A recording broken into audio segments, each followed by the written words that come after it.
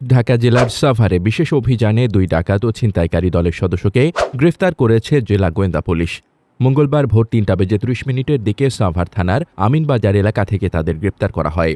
ঢাকা জেলা police super Mohammad আনিসুজ্জামানের নির্দেশনায় এবং DB officer in charge Mohammad Jalal উদ্দিনের নেতৃত্বে এসআই মোহাম্মদ আব্দুল মুত্তালিব, সঙ্গীয় কর্মকর্তা ও ফোর্সসহ অভিযানটি পরিচালনা করেন। গ্রেফতারকৃতরা হলেন জাহাঙ্গীর আলম ও নয়ন মিয়া। গ্রেফতার জাহাঙ্গীর আলমের স্থায়ী ঠিকানা গাইবান্ধার শাঘাটা উপজেলার গাছাবাড়ি এলাকায়। তিনি মৃত মকবুল রহমান ও লাইলি বেগমের পুত্র। বর্তমানে তিনি সাভারের আমিনবাজার বেগুনবাড়ির টেক এলাকার নূর মহাজনের বাড়িতে ভাড়া থাকতেন। অপরদিকে মোহাম্মদ নয়ন মিয়া দিনাজপুরের ঘোড়াঘাট উপজেলার কুলানন্দপুর এলাকার রুহুল আমিন ও নূর নাহার বেগমের পুত্র। তিনি বর্তমানে আমিনবাজার ট্রাক টার্মিনাল এলাকায় সফুর আলীর বাড়িতে ভাড়াটিয়া ছিলেন।